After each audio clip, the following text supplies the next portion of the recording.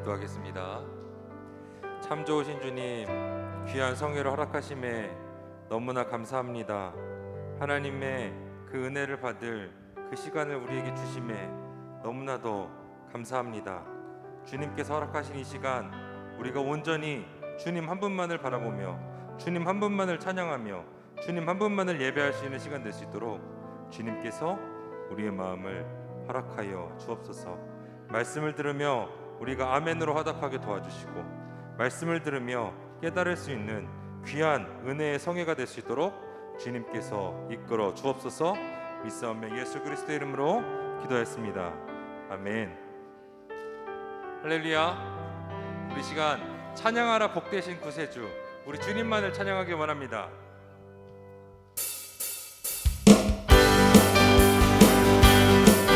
우리 함께 박치면서 고백합니다.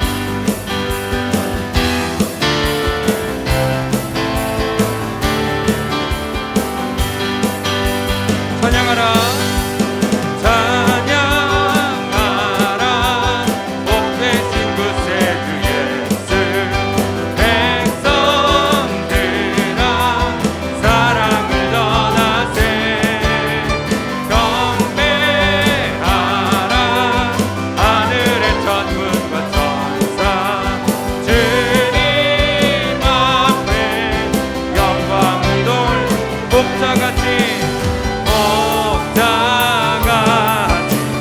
우리를 지키시고 종일 품에 늘 안아주시리. 찬양하라 높으신 권세를 찬양, 찬양 찬양 영원히 부르세. 찬양하라 복되신 구세주, 찬양하라 복되신 구세주 예수, 우리 대신 죽임을 당했네. 예수 영원한 구원의 소망, 경배하며 겸손히 절하세.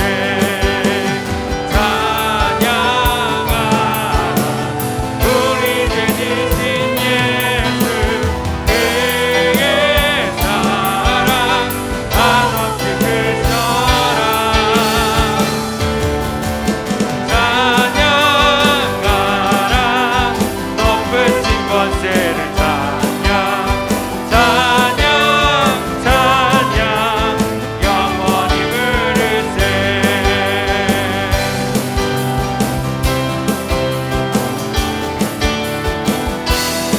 그 주님께서 우리를 위해 죽으셨음을 함께 고백합니다.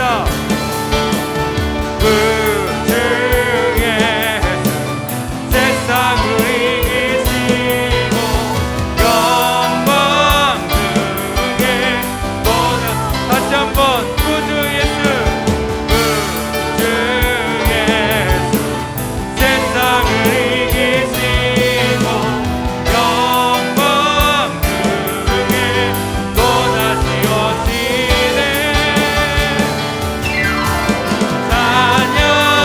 찬양하라 높으신 권세를 찬양, 찬양 찬양 영원. 다시 한번 찬양하라 찬양하라 높으신 권세를 찬양, 찬양 찬양 영원히 부르세. 주 하나님 복생자 예수, 날 위하여 오시었네. 내 모든 죄 용서하시고 죽음에서 부활하신다. 다시 한번 주 하나님, 주 하나님 복생자 예수, 날 위하여 오시었네.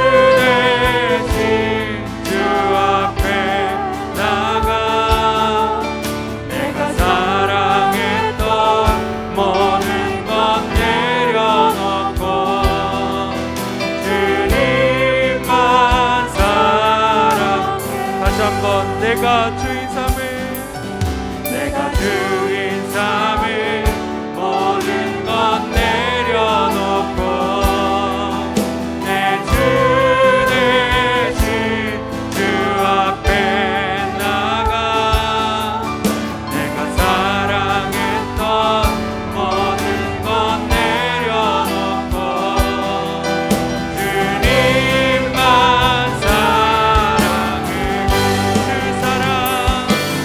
주 사랑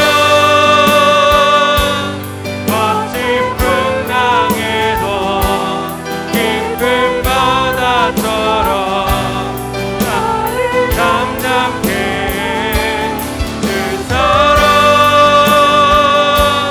내 영혼의 반석 그 사랑 위에 내가 주인 삼은 모든 것 내려놓고 내가 주인 삼은 모든 것 내려놓고 내 주 대신 주 앞에 나가 내가 사랑했던 모든 것 내려놓고 주님만 사랑 주 사랑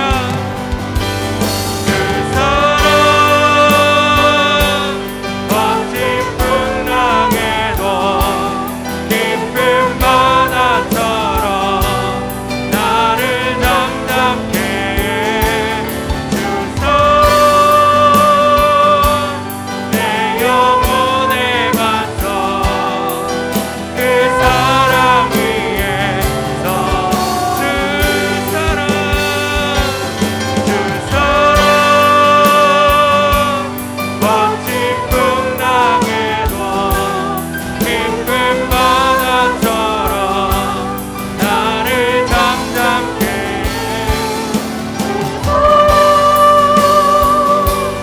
내 영혼의 반석 그 사랑 위에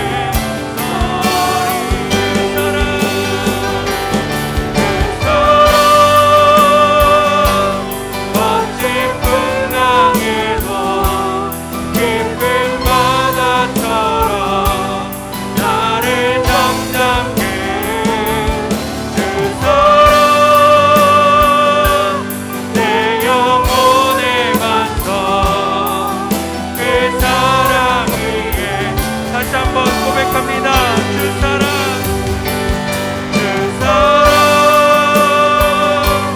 멋진 풍랑에도 깊은 바다처럼 나를 잠잠케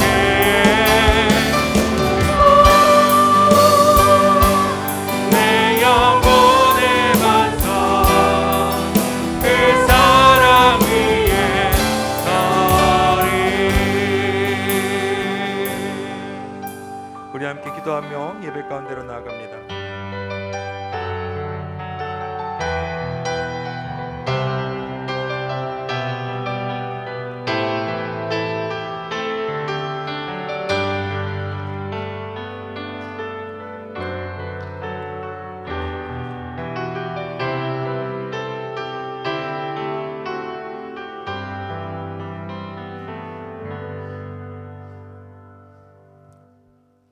언제나 한결같으시며 참 사랑이 되시는 주 하나님 아버지, 이번 주 본교회의 창립 40주년을 맞이하여 귀한 부흥송회를 허락하신 주님의 은혜에 무한한 감사를 드립니다.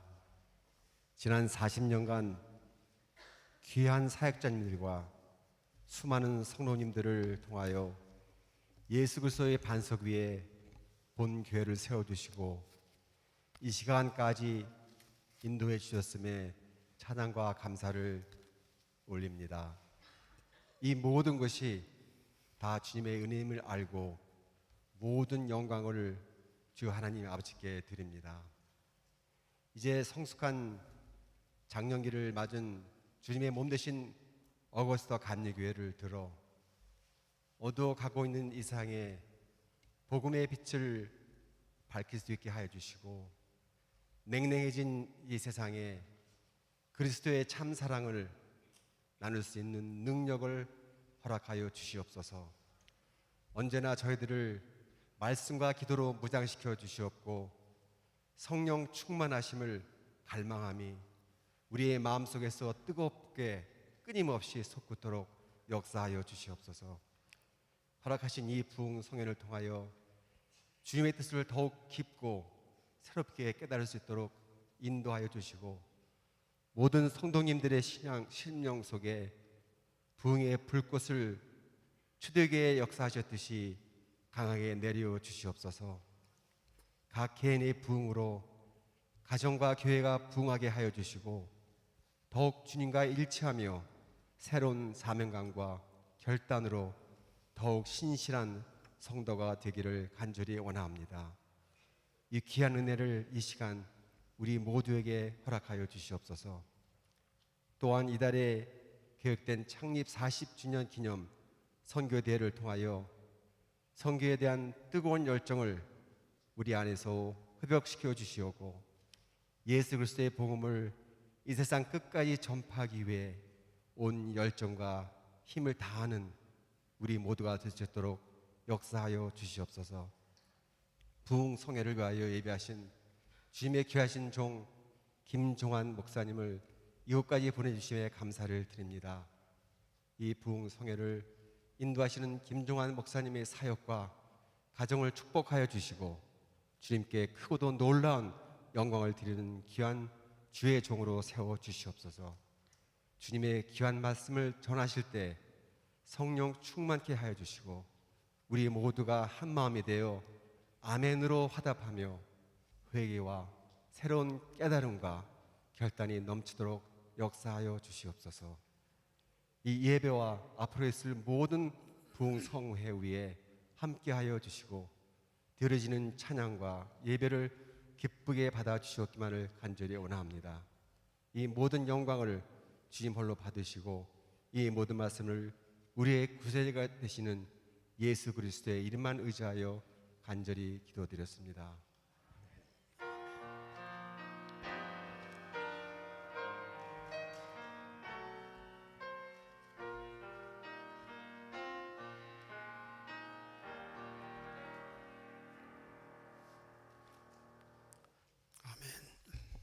성경 말씀 보겠습니다. 예레미야 7장 1절부터 7절 우리 다 같이 한 목소리로 읽겠습니다. 예레미야 7장 1절부터 7절 시작. 여호와께로부터 예레미야에게 말씀이 임하니라. 이르시되 너는 여호와의 집 문에 서서 이 말을 선포하여 이르기를 여호와께 예배하러 이 문으로 들어가는 유다 사람들아 여호와의 말씀을 들으라. 만군의 여호와 이스라엘의 하나님께서 이와 같이 말씀하시되 너희 길과 행위를 바르게 하라. 그리하면 내가 너희로 이곳에 살게 하리라. 너희는 이것이 여호와의 성전이라 여호와의 성전이라 여호와의 성전이라 하는 거짓말을 믿지 말라. 너희가 만일 길과 행위를 참으로 바르게 하여 이웃들 사이에 정의를 행하며 이방인과 고아와 과부를 압제하지 아니하며 무죄한 자의 피를 이곳에서 흘리지 아니하며 다른 신들 뒤를 따라 화를 자초하지 아니하면 내가 너희를 이곳에 살게 하리니 곧 너희 조상에게 영원 무궁토록 준 땅이니라. 아멘. 찬양대 찬양했습니다.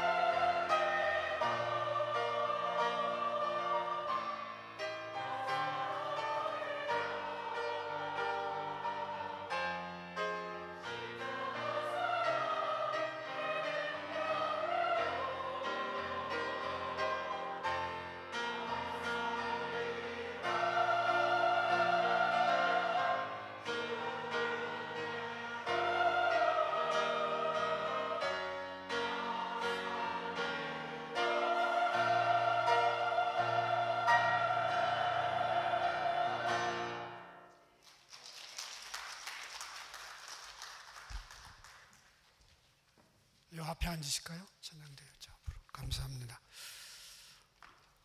우리 강사 목사님 LA에서 어젯밤 늦게 그 밤 비행기로 오셔서 아침 새벽에 도착하고 오후에 오셨습니다. 사모님 같이 오셨는데 잠깐 일어나실까요? 네, 우리 환영하겠습니다. 사모님 반갑습니다. LA에서 유명한 소프라노입니다. 네.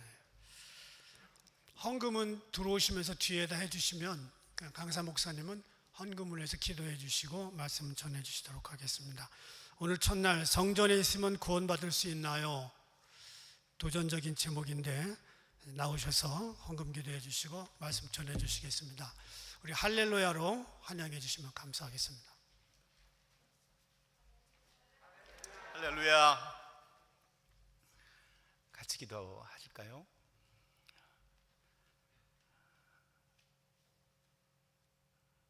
이 성전에 들어온 우리의 마음을 주님 받아주시기를 원합니다. 은혜 아니면 다른 그 어떤 것도 내 인생의 보탬이 되지 않는다는 찬양의 고백이 우리 모두의 고백이 되게 하시고 봉헌하는 우리 모두의 마음 되게 하여 주시옵소서. 물질로 드리는 이 봉헌보다 더 큰 마음을 주님께 드립니다. 나의 헌신을 드립니다. 시간도 드리고요, 내 삶 전체를 하나님의 것으로 드립니다. 주의 것 삼으셔서 저를 온전한 주의 도구로 사용되게 하시고 나를 감추시고 주의 영광만 드러나게 하여 주시옵소서. 저들이 주님 앞에 드리면서 마음으로 적은 간절한 소원, 그 봉투 위에 적은 선명한 글씨의 한자 한자의 의미를 주님이 아시오니 하나님, 주의 때가 이르렀으면 닫힌 것을 열어주시고 묶인 것을 풀어주시고 저들의 길이 어두울 때마다 밝은 빛으로 인도하여 주시옵소서. 이 시간에 하늘의 영광을 구하옵나니 주님 저희와 함께 하셔서 주의 말씀을 듣게 하시고 내가 서 있는 내 인생의 자리를 다시 살피는 귀한 시간 되게 하여 주시옵소서. 부끄러운 자를 세워싸우니 오직 주의 영광만 드러나게 하시고 하늘의 영광이 이 성전 한 영혼마다 비춤으로 인하여 내가 나를 바라보고 하나님을 바라보는 존귀한 시간 되게 하여 주시옵소서. 예수님 거룩하신 이름으로 감사드리며 기도했습니다. 아멘.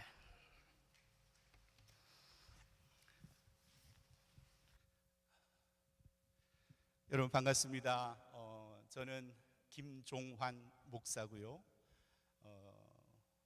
목회하는 평범한 목사님들 전체 수준으로 보면 평균치보다는 조금 미칠 것 같아요. 정 목사님하고는 상당한 격차가 있는 그런 좋은 목사님 밑에서 신앙생활 하시는 분에게는 조금 촌스러워 보일 수도 있겠지만 그래도 우리 한번 말씀으로 나를 다시 들여다보고 또 하나님의 은혜를 생각해보는 그런 시간 되면 좋을 것 같아요. 한국이 archery라고 하는 이 양궁에서 세계적 강자이죠. 화살촉을 보면 화살촉의 무게중심이 어디에 있죠? 앞에 있나요? 뒤에 있나요? 화살촉을 한 번도 안 쏴보셔서 모르시죠? 그러면 총알의 탄두를 보시면 무게가 앞에 있을까요? 뒤에 있을까요? 총을 안 쏴보셨다고요? 오케이. 돌멩이를 집어서 던져보면 돌멩이의 무게중심이 앞에 있는 게 멀리 나갈까요? 뒤에 있는 게 멀리 나갈까요? 돌멩이도 안 던져보셨어요. 싸움도 안 해보셨군요. 그럼 이제 제가 정답을 알려드리죠. 화살의 무게는 앞에 있어야 되고요, 탄두의 무게도 앞에 있어야 되고요, 돌멩이의 비행기의 무게도 앞에 있어야 정확하게 날아가고 멀리 날아가요. 어거스타 교회에 지난 40년을 뒤로 하고 새로운 40년을 향해서 여러분이 날아가려면 성전의 무게가 앞으로 오는 게 좋습니다. 앞으로. 근데 약간 뒤쪽으로 가 계신 분들, 저분들이 이제 방향을 짚어주는 분들이에요. 방향이 흩어지지 않게. 근데 방향도 앞에 추진력을 가지려면 무게가 앞쪽에 있어야 돼요. 자, 지금부터 다시 정렬을 다시 한번 해보죠. 우리 이 성전의 무게가 앞쪽에 두도록 여러분들이 성령이 이끄시는 대로 무게 중심을 한번 옮겨 보겠습니다. 시작. 가능하면 부부가 꼭 같이 앉아주세요. 저는 사실 가정 세미나를 많이 다닙니다. 가정 세미나에서 부부가 꼭 옆에서 자녀들하고 같이 앉게 하는데, 뭐 오늘은 자녀가 많이 오지 않았더라도 부부는 꼭 같이 앉으면 좋겠습니다. 고맙습니다. 굉장히 멀리 정확하게 날아갈 것 같아요. 앞으로 새로운 40년 말이죠. 예배의 모든 좌석의 포메이션은 지금처럼 무게중심이 앞에 있으면 좋습니다. 그러면요, 찬양 소리 쾅쾅 들립니다. 기도 소리 쾅쾅 들립니다. 아멘 소리 잘하게 됩니다. 오늘이 사실은 TGI죠. Thank you God it's Friday. 이 금요일 좋은 시간에 여러분 댁에서 좀 휴식 취하셔야 할 시간인데, 목사님 괜히 40주년이라 가지고 괜히 부흥성회한 데 가서 여러분을 불러냈으니 뭐 얼굴 때문에 목사님 면은 세워드려야 되니까 오기는 해야 되는데 생각은 지금 많아요. 내일은 뭐를 해야 되지? 그 다음날 또 뭐 할 게 있는데, 집에서 해야 할 일이 있는데, 뭐 이런 생각 하실 수 있어요. 하세요. 괜찮아요. 제가 모르잖아요. 제가 뭐 여러분이 그런 생각하시는지 모르니까 여러분들 자유롭게 생각하시고, 피곤하시면요 살짝 눈을 감으셔도 괜찮아요.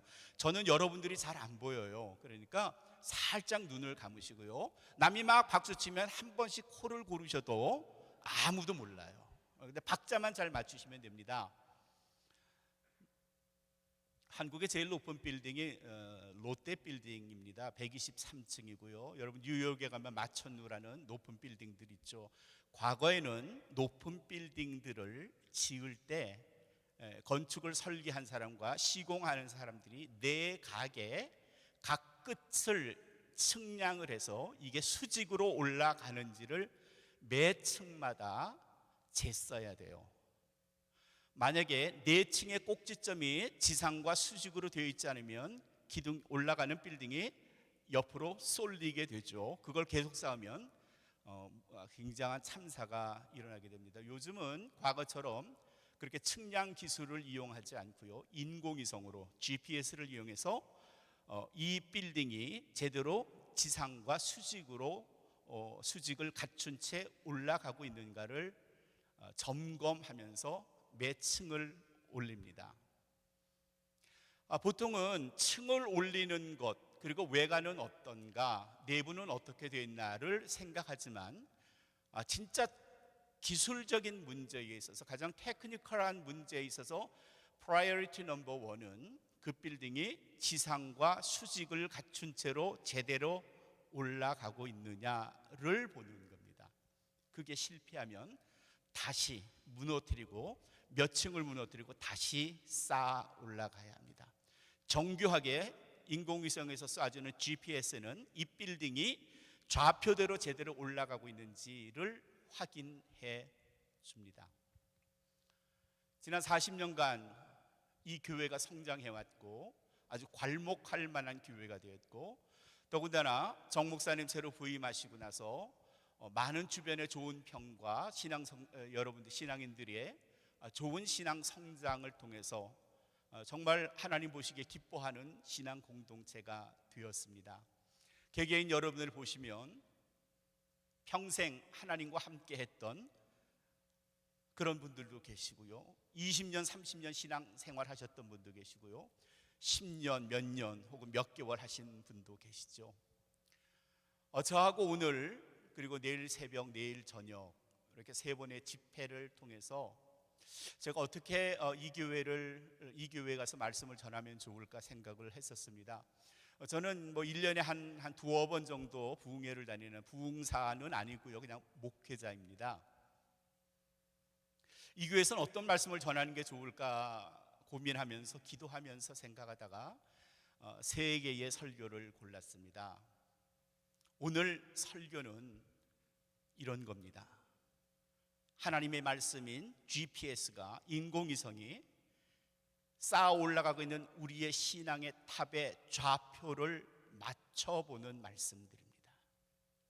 내가 이제까지 신앙을 잘 쌓았는지 아니면 조금 삐뚤어진 건지를 확인해 보는 말씀들입니다. 내가 잘 쌓았나? 좌우 삐뚤어지지 않고 수직을 형성한 채 내 파이널 골이 하나님을 향해서 가고 있는가 그렇지 않은가를 여러분이 말씀에 빗대어 여러분 스스로로 평가해야 하는 시간입니다. 주시는 말씀이 내게 어떤 의미일까? 내 삶의 좌표와 잘 맞고 있는가, 아니면 내가 좌표에서 조금 벗어나고 있지는 않은가를 확인하는 시간이 되었으면 하는 게 제 바람이고, 그리고 오늘 말씀, 내일 말씀이 주시는 메시지의 내용입니다. 오늘 말씀은 예레미야 7장에 있는 말씀이에요. 예레미야라는 선지자는 여러분 아시는 대로 이스라엘이 몰락하기 40년 정도 전부터 활동했던 선지자예요. 그가 했던 말은 다른 거 아니에요. 이스라엘 백성들이요, 하나님이 너희를 벌하신데 빨리 정신 차리지 않으면 너희 다 죽거나 끌려가거나 이 성 다 망하고 예루살렘 성 파괴되고 예루살렘 성전 없어질 거야. 그러니 빨리 정신 차리자. 그래서 이게 예레미야가 했던 메시지의 전부입니다. 얼마나 근데 이스라엘 백성들이 말을 안 들었던지 예레미야는 말씀을 선포하면서 자기가 본 환상으로 인해서 이 백성들이 어떻게 처참한 꼴로 변하는지를 안 이상 그 참상을 본 예레미야는 눈물을 흘리지 않을 수가 없어서 그를 눈물의 예언자 이렇게 말하기도 하죠. 오늘 7장 1절에서부터의 말씀에선 하나님께서 예레미야에게 계시의 말씀을 주십니다. 예레미야야, 너는 예루살렘에 가서 백성들에게 이렇게 말해라. 이 하나님 어떤 말씀입니까? 너는 예루살렘에 들어가서 그 백성들에게 말하되, 하나님께 경배하러 가는 유다인들아, 이렇게 말하면서 여호와 하나님, 이스라엘의 하나님께서 너희 백성들에게 말씀하시는데, 너희의 길과 행위를 바로 하지 않으면, 올바로 하지 않으면, 고치지 않으면 너희가 이 땅에서 살 수 없고, 그러나 너희가 길과 행위를 바르게 하면 너희로 이 땅에서 거하게 하리라. 그렇게 말씀하셨다. 그러면서 덧붙이는 오늘 말씀의 4절은 이런 겁니다. 너희는 이것이라는 말은 이스라엘 백성들에게 있어서 가장 절대적인 예루살렘 성전을 말해요. 예루살렘 성전을 가르쳐서 예레미야가 말합니다. 너희는 이것이 여호와의 성전이다, 여호와의 성전이다, 여호와의 성전이라는 거짓말을 믿어서는 안 된다. 믿지 말아라. 이렇게 말해라. 제가 이 아름다운 어거스타 교회를 통해서 한번 얘기해 볼까요? 어거스타 성도 여러분, 이 성전이 하나님의 성전이다, 하나님의 교회다, 하나님의 예배당이다 하는 말을 믿지 마세요. 거짓말입니다. 제가 지금 이렇게 말하면 여러분은 제 넥타이를 쫙 잡아 끌고 저 밖으로 내팽개치실 거예요. 그렇죠? 이게 어떤 성전인데? 아마 예레미야도 이렇게 말하고 패대기 쳐졌을걸요? 근데 중요한 건요, 이게 예레미야의 말이 아니에요. 예레미야가 말하기는 했지만 정작 예레미야의 생각에서 그의 가슴에서 나온 말이 아니고 이건 선명하게 오늘 말씀이 말해주는데 하나님이 주신 말씀이에요. 하나님이 예레미야를 통해서 이렇게 말씀하라고 했어요. 왜 하나님은 이스라엘 백성들에게 하나님께서 지으신 이 성전, 다윗이 지으려다가 그의 아들 솔로몬을 통해서 지은 이 아름다운 예루살렘 성전을 향하여 이게 하나님의 성전이 아니다라고 3번이나 거듭거듭 선포해야 했을까요? 이유가 뭘까요? 왜 그렇게 말해야 했을까요? 네, 결론을 말하면 대답은 이런 겁니다. 이스라엘 백성들 가슴 속에 있었던 성전 신앙을 하나님께서는 송두리째 경멸하신 겁니다. 이스라엘 백성들이 가지고 있던 성전 신앙, 그거 뭔가 하면요, 이런 거예요. 이스라엘 백성들은 하나님으로부터 선택된 백성들, the chosen people 그러잖아요. 택한 백성 그렇게 말하죠. 그게 이스라엘 백성들 가슴속에 프라이드로 자리 잡고 있어요. 난 하나님이 선택한 백성이야. 나한테 까불지 마. 너 나한테 뭐라 그러지 마. 난 하나님의 택한 백성이야. 그러니 절대로 우리는 망가지지 않아, 무너지지 않아, 패배하지 않아, 질 수가 없어. 왜냐하면 하나님의 백성들은 어떻게 이방인들에게 패할 수가 있겠니? 하나님이 그걸 용납하지 않으시거든. 게다가 더 나가서 이 성전이 뭐야? 이 아름다운 솔로몬이 지은 이 성전이 뭐야? 하나님이 거하시는 곳 아니야? 하나님이 계신 곳 아니야? 하나님이 우리를 만나주시는 곳 아니야? 우리가 기도하면 들어주시는 곳 아니야? 그러니 이 성전이 왜 망하겠어? 여기에 하나님이 살아계시는데, 하나님이 살아계시기 때문에 이 성전은 절대로 망하지 않아, 무너지지 않아, 빼앗기지 않아, 함락될 수 없어. 그게 성전 신앙이에요. 건물, 외관 건물로서의 그 건물에 자기의 인생, 자기의 삶, 자기의 신앙을 걸어둔 거예요. 그래서 절대로 무너지지 않을 거란 생각. 그래서 이 생각까지는 괜찮은 것 같아요. 이까지는 봐줄만 해요. 택한 백성이라고 그랬죠. 하나님의 성전이니까 신성불가침이라는 생각도 할 수 있을 것 같아요. 괜찮아요. 그런데 문제는 그걸 자신들의 방패로 삼은 겁니다. 예를 들자면 이런 거죠. 외교관들이 면책특권이 있어요. 면책특권 아시죠? 한국에 있던 한국에 주재했던 벨기에 대사 부인이 뭐 좀 폭력 사건이 있었어요. 그걸 경찰이 기소하지 않은 이유는 외교관과 외교관의 가족들에게는 면책특권, 그 나라에서 지은 죄에 대해서는 책임을 묻지 않는다 하는 권리를 가지고 있기 때문에 한국 정부가 기소를 할 수 없었어요. 이스라엘 백성들이 하나님의 주신 면책특권을 가지고 있다고 생각한 거예요. 나는 뭔 짓을 해도 괜찮아. 나는 어떤 짓을 해도 괜찮은 거야. 왜냐하면 하나님이 나는 이스라엘 백성 유다인이기 때문에 나를 벌하시지 않으실 거야. 이런 생각. 이 성전, 예루살렘 성전에서는 뭔 짓을 해도 하나님은 이 성전을 무너뜨리지 않으실 거야. 왜냐하면 이건 하나님의 성전, 하나님이 머무시는 곳, 하나님이 우리를 만나주시는 곳, 하나님이 우리의 기도를 들어주시는 곳이기 때문에. 이게 성전 신앙이 가지고 있는 큰 자기 당착입니다. 자기 당착. 사무엘상 4장에 이런 내용이 나옵니다. 이스라엘이 자기들을 괴롭히는 눈의 가시 같은 블레셋과 전쟁을 여러 번 벌였어요. 근데 어찌된 일인지 이 당시에는 전쟁을 하기만 하면, 싸움을 하기만 하면 블레셋이 늘 이겼어요. 이스라엘이 늘 졌단 말이죠. 한 번은 전투에 나갔는데 4,000명 이스라엘 군대가 아주 전멸당하다시피 했어요. 이스라엘의 지도자급들이 대책 회의를 했죠. 어떻게 하면 블레셋을 이길 수 있을까 의논을 했던 겁니다. 그 중에 좋은 의견이 나왔어요. 실로라고 하는 곳에 거기서 보관하고 있는 하나님의 법궤를 가져오자. 그래 그 좋은 생각이네. 우리가 하나님의 법궤를 메고 그걸 가지고 전쟁에 나가면 제 아무리 블레셋 군대라고 하더라도 하나님의 법궤 앞에서는 절대로 이길 수 없을 거야. 그래, 그거 좋은 생각이야.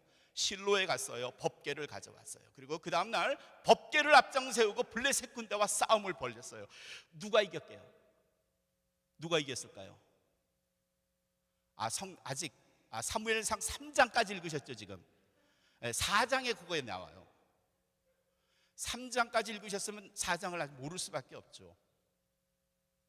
블레셋이 이겼어요. 이겨도 그냥 이긴 게 아니고요, 참담하게 이스라엘 백성들을 이겨버렸어요.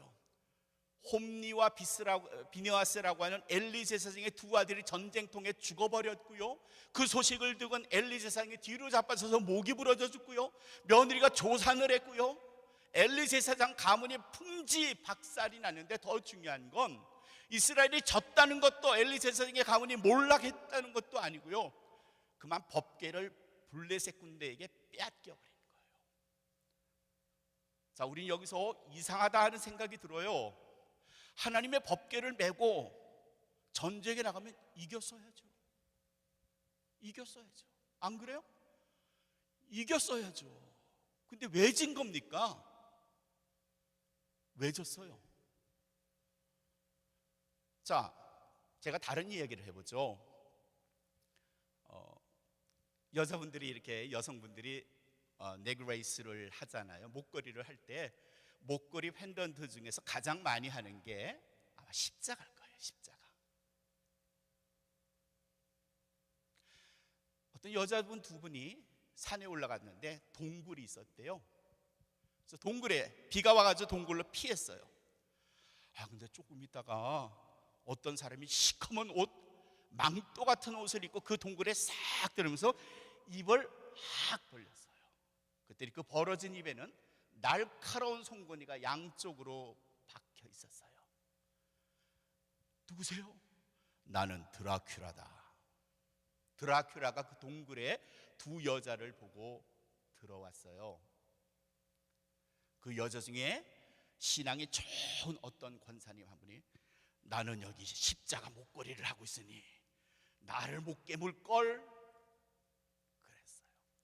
또 다른 여자는, 난 금목걸이도 없고 십자가도 없는데 나는 어떻게 하면 좋죠, 주님? 누가 드라큘라한테 물렸을까요? 보셨어요? 그거는 드라큘라 영화 보셨군요. 네, 십자가가 있으면 못 깨물어요. 근데 안 그랬어요.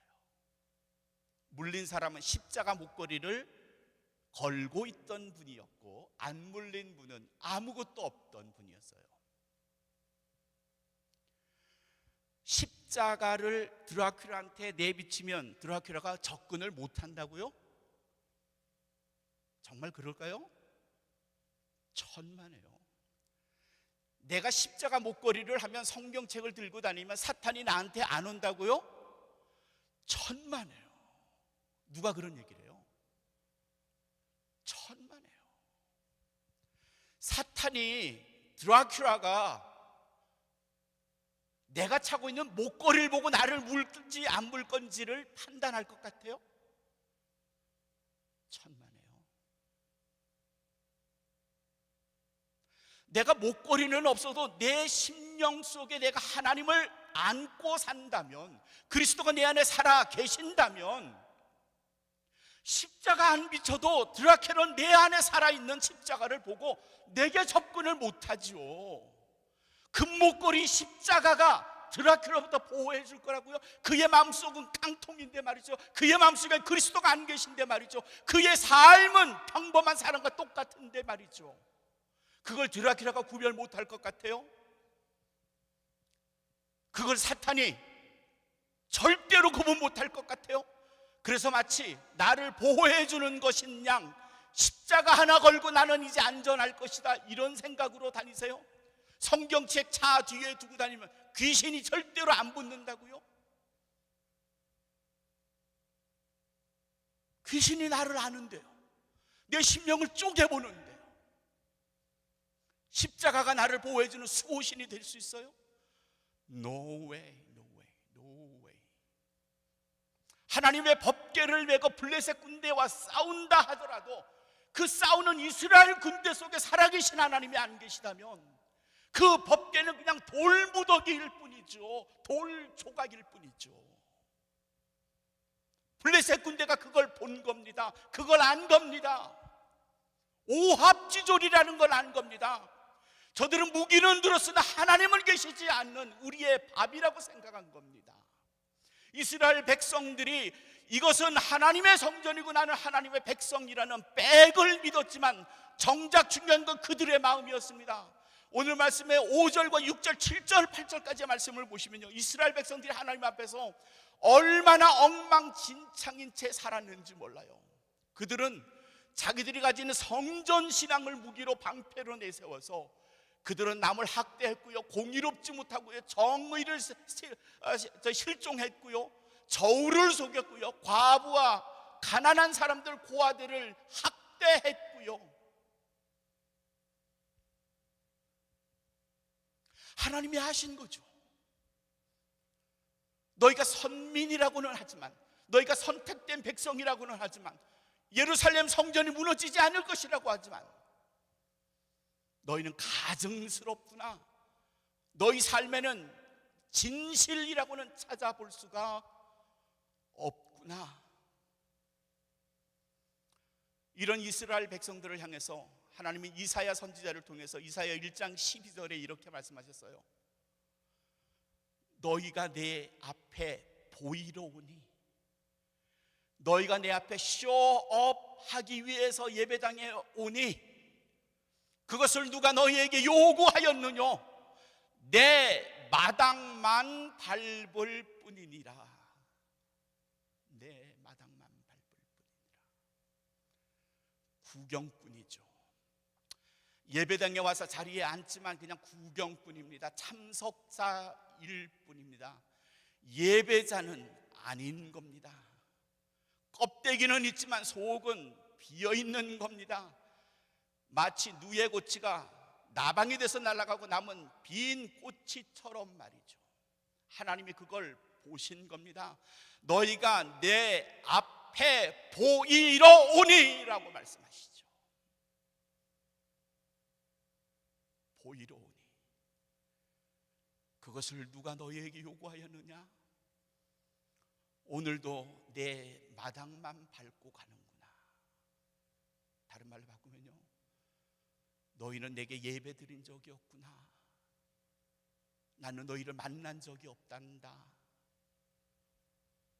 라고 말씀하시는 거죠. 이제 우리 얘기해봐요. 이제 우리들 이야기를 할 차례예요. 이스라엘 백성들에게 예레미야 선지자를 통해서 이 성전은 진짜 성전이 아니야, 이건 가짜고, 이게 진짜 성전이라고 말하는 저 제사장들, 선지자들 다 거짓말장이야 라고 말씀하신 하나님의 말씀이 오늘 21세기 어거스타에서 거주하시면서 어거스타 감리교에서 봉사하시고 예배하시는 우리를 향하여 말씀하시죠.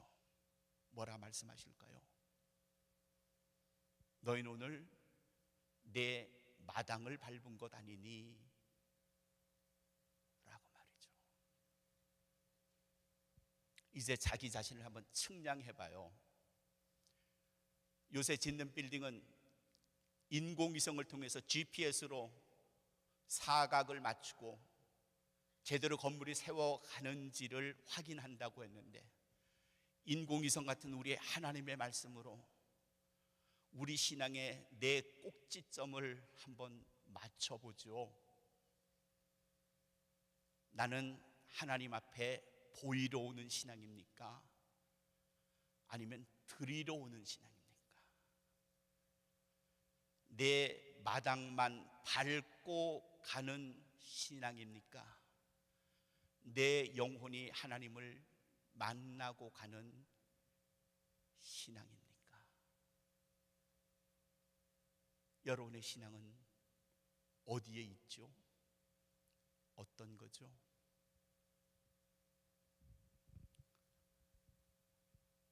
어떤 권사님이 제게 그렇게 말씀하시더군요. 목사님, 우리 언니가 한국에서 신앙생활을 새로 했대요. 아, 좋은 일이네요. 멋지네요. 얼마나 열심히 하시는지 일주일에 닷새를 교회 나가신대요. 일주일에 닷새나요? 예, 굉장히 신앙생활 열심히 하세요. 정말 기뻐요. 아, 그렇겠네요. 제가 맞장구를 쳐드렸어요. 일주일에 닷새 나가는 신앙인이 신앙생활 잘하는 걸까요? 일주일에 한 번 나가는 신앙인이 신앙생활 잘하는 걸까요? 나는 닷새 나가니까 대답하기 어려워요. 그렇죠? 일주일에 하루 나가시는 분은 더 대답하기가 어려워. 남들이 다 아는 걸. 횟수가 중요하지 않잖아요? 교회에 머무는 시간이 그렇게 중요할까요? 우리는 그렇게 생각했어요. 교회 나가는 횟수와 신앙생활은 비례한다. 교회에 머무는 시간과 신앙의 높이는 비례한다 라고 생각했어요. 교회에서 흘리는 땀과 신앙의 정도는 늘 비례한다. 그래서 할 수 있는 대로 교회에 열심히 나가서요, 봉사하고 공부하고 성도들하고 만나고 했어요. 오해하지 마세요. 그게 나쁘다는 말이 아니에요. 그게 잘못됐다고 말하는 건 더더욱 아니고요. 근데 그 횟수만큼, 교회에 머무는 시간만큼, 흘리는 땀의 분량만큼 내가 절실하게 하나님을 만나고 있는가를 생각해 봐야죠. 어떤 분은 교회 일주일에 한 번 나가는데도 눈물 콧물 쏟으면서 하나님의 임재를 순간마다 체험하고 하나님을 느끼고 돌아가는데, 일주일에 닷새 나오면서도 단 한 번 하나님을 향하여 진실한 마음을 펼쳐놓지 않는다면 내 영혼의 무게가 어느 쪽으로 기울까요?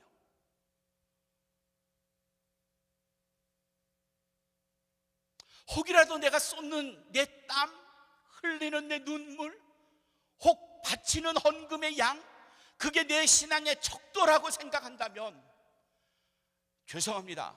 어쩌면 나는 지금 성전 신앙 안에 머문 과거 예레미야 시대의 이스라엘 백성들과 큰 차이가 나지 않을런지도 몰라요. 어떤 사람이 신앙생활을 잘하는 사람이냐, 어떤 사람이 신앙이 좋은 사람이냐, 제 나름대로 제가 그저 목회하면서 느껴본 건 이런 겁니다. 하나님을 정말 두려워하는 사람은요, 정말 신앙 좋은 사람이에요. Fear of God. 하나님을 경외하는 사람, 하나님을 두려워할 줄 아는 사람, 하나님이 무서운 사람, 그걸 아는 분들은요, 신앙생활 헛되게 못해요. 그냥 마당만 밟고 집에 돌아가지를 않아요. 평범하게 살 수가 없어요. 남을 속이고 갈취하면서는 더더욱 못해요. 남의 인격을 짓밟으면서 자기 합리화에 익숙한 사람 되지 못해요. 이유는 하나님이 얼마나 그걸 싫어하는지 알기 때문이죠. 하나님을 두려워하면요, 다른 민족, 내가 월급 주는 어떤 소수민족의 사람, 여자, 약자, 그들에게 절대 함부로 못해요. 캘리포니아에서는 남미에 사는 사람들을 그냥 한마디로 다 맥작 그렇게 말해요. 혹시 여기서도 그렇게 쓰나요? 맥작, 그건요, 멕시코 혹은 남미에 사는 분들을 비하하면서 쓰는 말이에요. 마치 오래전에 일본이 한국 사람들을 향해서 조센진 하는 것과 똑같은 의미예요. 그렇게 하지 말아야죠. 그렇게 하면 안 되는 거죠. 나는 크리스천인데 왜 내가 남보다 약한 사람에게 강자로 군림해야 되는 거예요? 성경이 금하고 있는 일을요.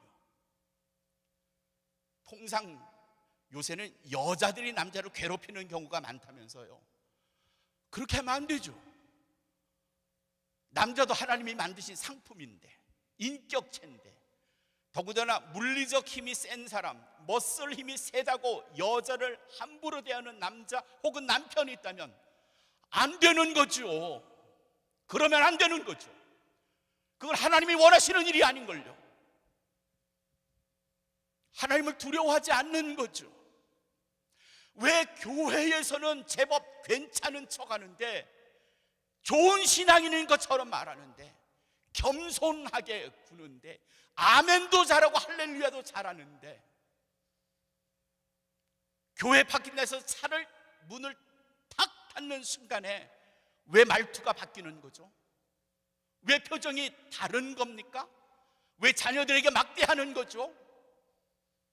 직장에서 일할 때에 자기가 데리고 있는 종업원이라고, 자기보다 밑에 있는 사람이라고 왜 그들에게 막대하는 거죠? 왜 그들을 배려하는 마음은 사라진 거죠? 교회에서 예배 드렸을 때의 그 태도가 도대체 어디로 간 겁니까?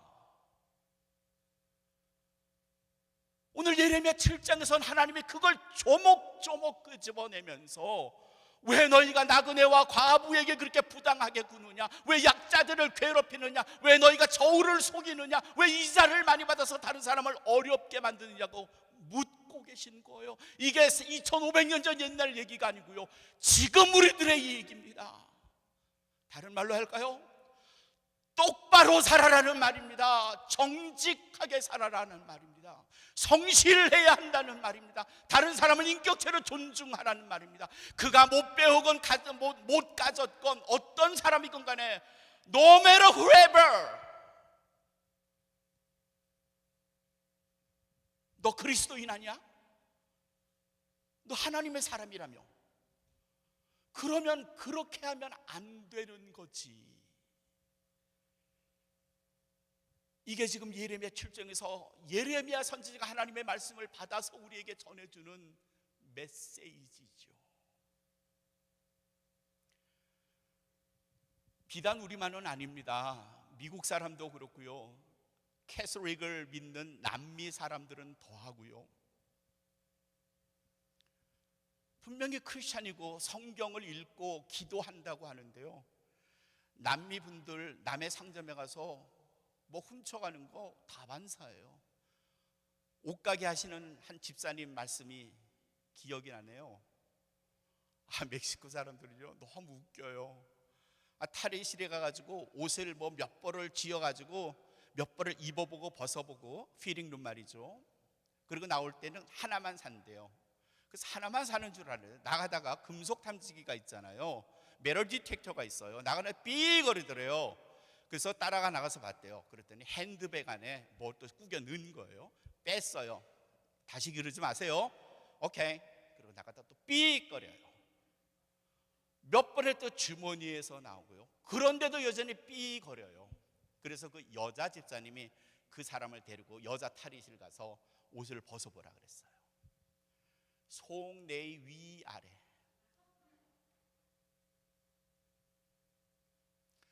아니, 크리스천들인데 왜 그러죠? 왜 성당에 나가서 미사에 참여할 때는 좋은 그리스도인인 것처럼, 주일 교회에 나가서 예배 드릴 때는 찬양도 멋지게 하고 기도도 아름답게 하는데, 헌금도 많이 하는데, 왜 동네에서는 그렇게 사는 거죠?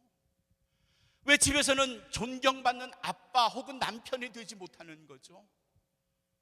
왜 자녀들한테 신앙 좋은 엄마라고 인정을 받지 못하는 거죠? 네, 우리는 7분의 1의 인생에 너무 익숙해져 있어요. 7분의 1. 7분의 1. 헌금은 10분의 1, 시간은 7분의 1. 교회 나가는 시간만 거룩해지면 하나님이 기뻐하실 거야. 교회에 있을 때만 경건한 척하면 난 괜찮은 신앙인이야. 언젠가 내가 집사도 되고 권사도 되고 장로도 될 거야. 7분의 1. 하나님이 아신 겁니다. 오늘 말씀에 2절 3절에서 하나님이 말씀하시는 것, 여호와께 경배 드리러 나오는 유다인들아 그러셨어요. 예배 드리러 갈 때는 멀쩡해요. 주일에는 멀쩡해요. 안식일에는 괜찮아요. 근데 월요일부터 토요일까지는 지킬 박사와 하이드처럼 낮과 밤이 바뀌는 겁니다. 신분의 변화가 아주 극단적으로 변합니다. 한쪽은 밤이고 한쪽은 낮인 겁니다. 왜 그리스도인이 낮과 같이 평일에도 못 사는 건지는 잘 모르겠습니다. 왜 월요일은 주일처럼 못 사는지 모르겠습니다. 왜 수요일은 딴 사람으로 살아야 하는 건지 모르겠습니다. 왜 가정에서는 교회처럼 못 사는 건지 저는 잘 모르겠습니다. 근데 분명한 건 그건 하나님이 원하시는 게 아니라는 거고요. 더 확실한 건 그렇게 사는 사람은 하나님을 두려워하지 않는 사람이라는 사실이죠. 결국 이렇게 예레미야가 울며 호소했지만 이스라엘 백성들 듣지 않았고요. 예루살렘은 무너지고 말았고요. 절대 무너지지 않을 거라는 예루살렘 성전은 무너졌고요. 나는 하나님의 선민이라고 외쳤던 이스라엘 백성들이 죽임을 당했고 왕은 눈이 뽑혀졌고요. 꽤 괜찮은 사람들은 쇠사슬에 묶여서 줄줄이 감자 엮이듯이 바벨론으로 포로로 끌려가고 말았습니다. 결과가 눈에 선히 보이는데 하나님을 두려워하지 않은 것에 대한 결과입니다. 하나님이 우리에게 요구하시는 건 7분의 1의 크리스찬이 아니라 247, 365 크리스찬입니다. 247, 365 아시죠? 하나님이 원하시는 크리스찬들은요, 풀타임 크리스찬이 아닙니다. 홀타임 크리스찬입니다. 풀타임은 9 to 5, 9시부터 5시 정도까지만 크리스찬이라면 홀타임은 하루 24시간입니다. 그래서 247, 365 크리스찬이 돼야 된다는 말이고요. 오늘 예레미야를 통해서 주시는 하나님의 말씀은 우리에게 247, 365 그리스도인, 247, 365 어거스타 감리교회 교인 되기를 원하시는 겁니다. 사랑하는 성도 여러분, 하나님을 두려워하지 않는 건 하나님이 안 계시다고 생각하는 의심, 혹은 하나님이 안 계실 수도 있다라고 하는 내 추측 때문이죠. 제가 1994년에 목회를 벤츄라라는 캘리포니아 로스앤젤레스에서 1시간가량 북쪽에 있는 곳에서 시작했습니다. 저를 성심껏 도왔던, 지금까지 제가 존경하는 장로님 작년에 돌아가셨어요. 90이 넘으셔서 돌아가셨어요. 그 김형숙 장로님이신데 그 장로님의 큰 아들이 김상범 집사예요. 장로님의 아들이고 권사님의 아들, 굉장히 신앙이 좋아야 됐죠. 잘 자랐어요. 결혼 잘했고요. 좋은 잡을 가지고 파라마운트 영화사에서 일을 했어요. 근데 그의 마음속에 계속해서 지금 그의 마음을 흔드는 한 가지 의혹이 있었어요. 하나님이 살아계실까? 하나님이 정말 계실까? 하는 물음이었어요. 어느 날 하라데이였어요. 친구가 둘이서 마운틴 바이크를 타고, 산악 자전거를 타고 캘리포니아 근처의 어느 산을 올라가고 있었어요. 자전거로 올라가서 땀을 치 흘리면서 산 올라가가지고 친구랑 같이 시원한 것도 마시고 이제 좀 쉬었다가 다시 내려오기 시작했어요. 가파른 곳을 휘어져 내려와야 하는데 그만 살짝 잘못 방향을 트는 바람에 그 김상범 집사의 자전거가 한 15m 그냥 그 밑에 절벽으로 그냥 막 미끄러지면서 떨어지기 시작한 거예요. 그리고 어느 순간엔 자전거와 자기가 분리된 채로 자기는 밑으로 땡골땡골 계속 내려가고 자전거는 더 빨리 저 밑에 가서 곤두박질을 친 거예요. 땅에 떨어졌을 때는 도무지 움직일 수가 없었어요. 함께 자전거를 탔던 친구가 저쪽으로 길을 돌아가지고 막 자기한테 오는 게 보였어요. 친구가 김상범 집사한테 와가지고 보니까 도저히 움직일 수 있는 상황이 아니었어요. 911에 전화를 했어요. 911에서 사람을 보내주겠다고 하고 그 지역 있는 곳 GPS를 통해서 말해주니까 그 지역은 사람이 접근하기가 어려워서 헬리콥터를 보내야 되겠대요. 문제는 헬리콥터가 내릴 수 있는 작은 공간이 그 근처에 없던 거예요. 더 큰 문제는 이 친구 혼자서 김상범 집사를 어떻게 데리고 갈 수 없었던 게 어느 부분이 골절이 됐는지 모르니까 혼자로선 도저히 헬리콥터가 내릴 수 있는 공간까지 데려갈 수가 없었어요. 그런데 그때 김상범 집사가 친구에게 말하더라고요. 친구야, 저 밑에 있는 마을타를 좀 불러줘. 너 지금 뭐라 그랬니? 저기 혹시 저기 두 사람 있지? 그러니까 거기 두 사람이 이렇게 올라오고 있는 게 보였어요. 보이네? 그 사람들이 그 여자 이름이 마을타야. 그 사람을 좀 불러줄래?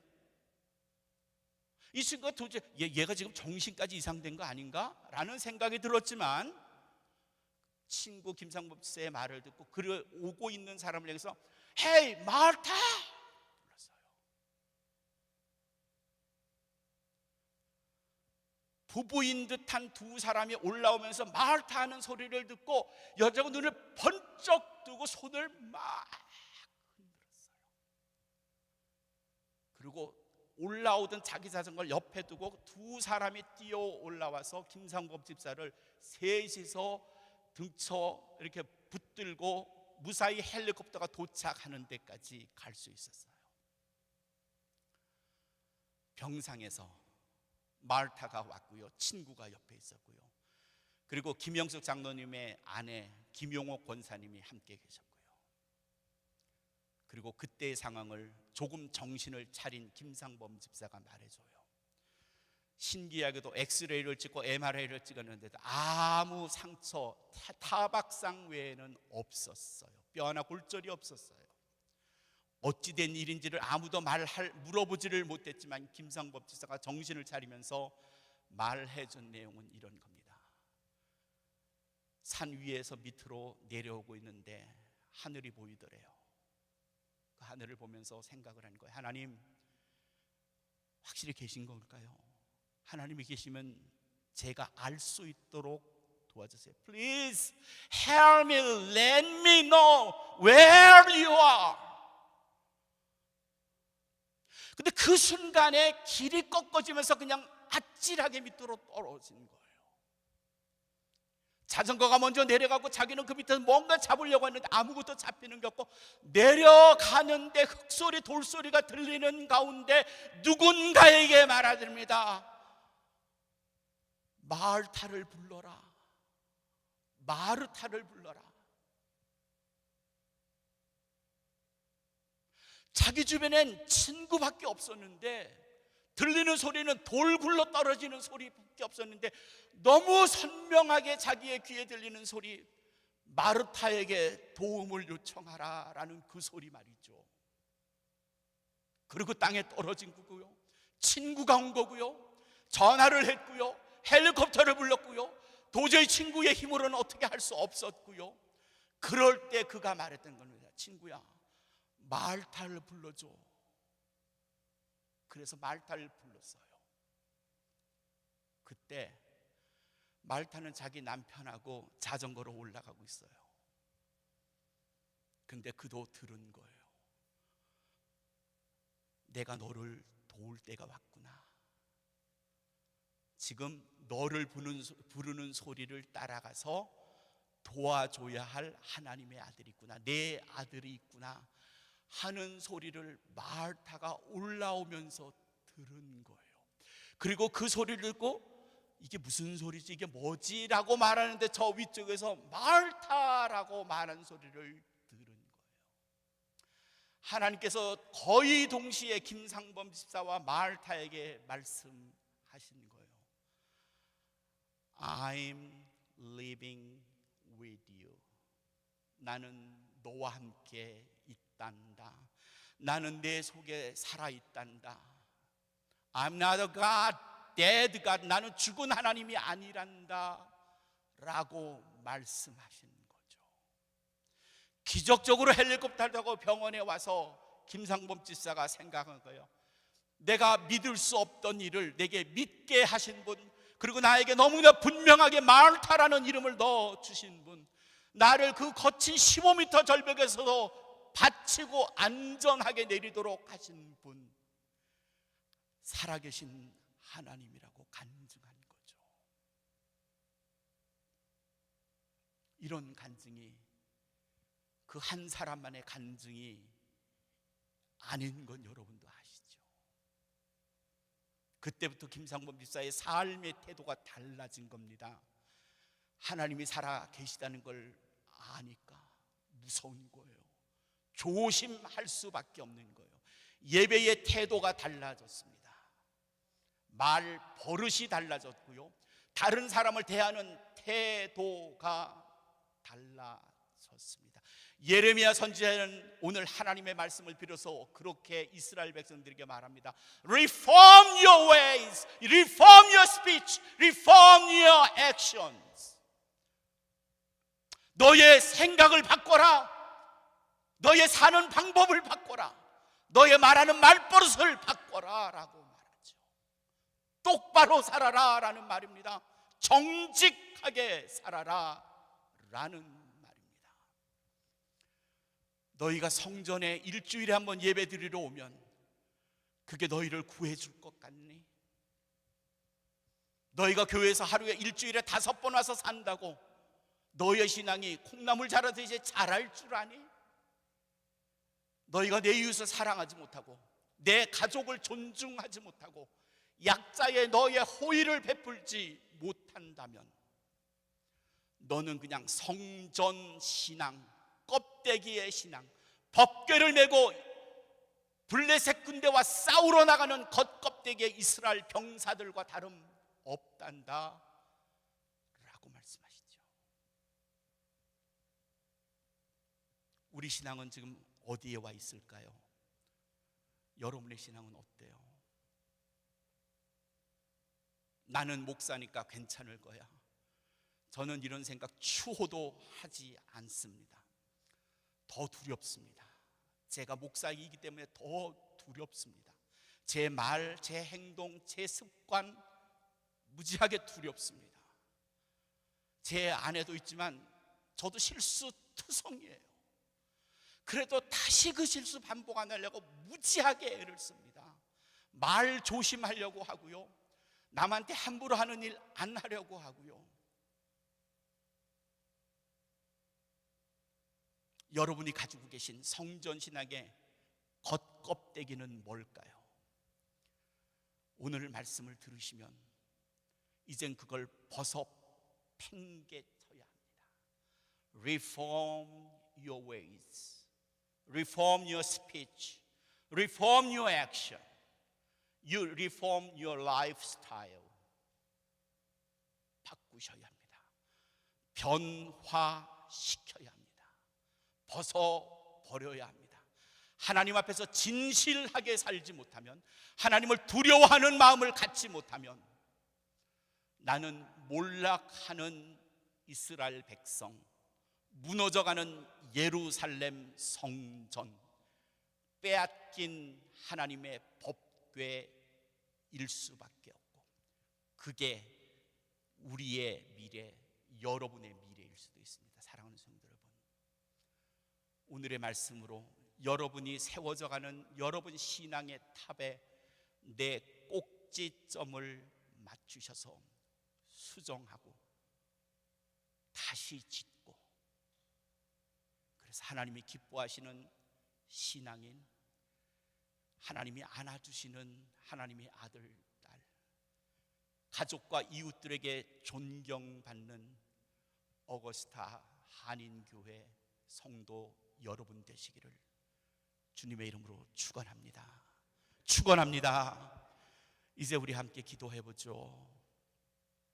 이 기도는요, 하나님을 위한 간구보다 내 못난 모습, 부끄러운 모습을 아시는 하나님을 향하여 내가 궤도수정을 하고자 하는 내 변화의 기도입니다. 남한테 함부로 말하기는 어려웠지만 내가 얼마나 부끄러운 존재인지를 하나님은 아시잖아요. 그분을 향해서 내가 이제 하나님이 원하시는 바른 신앙인으로 변화하겠습니다 라는 신앙의 고백과 더불어 새로운 각오로 하나님이 기뻐하시는 주의 자녀가 되겠다는 결단의 기도까지를 우리 함께 통성으로 기도하시겠습니다. 주여! 주여! 주여! 은혜의 아버지 하나님 감사합니다. 우리의 모습이 참 부끄럽습니다. 주님 앞에서 우리의 삶이 참 부끄럽습니다. 드러내는 참 못하지만 하나님의 영광을 가리는 나의 모습을 변화하며 우리의 모습을 주님 안타깝게 보시고 우리를 향하여 주님 말씀해 주시는 줄로 믿습니다. 하나님, 나의 이 안일했던 신앙을 주님 용서받기를 원합니다. 하나님을 두려워하는 마음 갖기를 원합니다. 주의 품 안에서 주님을 두려워하는 마음을 갖게 하여 주시옵소서. 나의 삶에 정직하게 하시고 나의 삶이 주님 앞에서 올바르게 세워지도록 하나님 은혜를 베풀어 주시옵소서. 참으로 주님 기뻐하시는 신앙의 인격체가 되기를 원합니다. 주님 오셔서 우리의 살을 이끌어주시고 우리가 주의 말씀으로 바로 세워질 수 있도록 우리 하나님께서 축복해 주시기를 원합니다. 아버지 하나님, 이 지역에 복음화를 위해서도 기도하옵나니 어거스타 교인들이 하나님 앞에서 이 지역에서 올바른 신앙을 하나님 기뻐하시는 신앙을 저들이 하나님 앞에 바로 세워주는데 아버지 하나님, 이 지역에 영혼이 구원될 줄로 믿사오니 아버지 하나님, 이 지역을 축복하시고 아직도 하나님을 모르는 자들, 하나님을 부인하는 자들에게 아버지 하나님, 저들이 인격적으로 다가가서 아버지 하나님, 저들에게 올바른 하나님의 삶을 보여주는 아버지 하나님, 어거스타 모든 교인들 될 수 있도록 아버지여 은혜로 함께하여 주시옵소서. 우리 함께 하십니다. 아버지 감사드립니다. 사랑이 많으신 하나님, 나의 지난날 모습은 감추어 주시고 이제는 하나님 앞에서 새로운 모습으로 살기를 원합니다.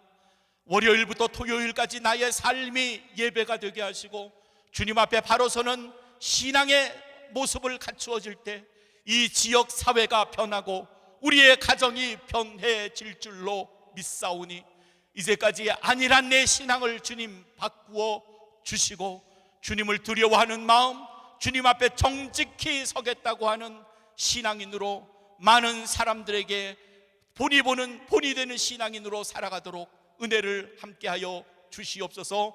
주께서 우리의 삶을 변화시키고 우리의 의지를 더 강하게 붙잡아 주심을 믿사옵고 예수님 거룩하신 이름으로 감사하며 기도하였습니다. 아멘.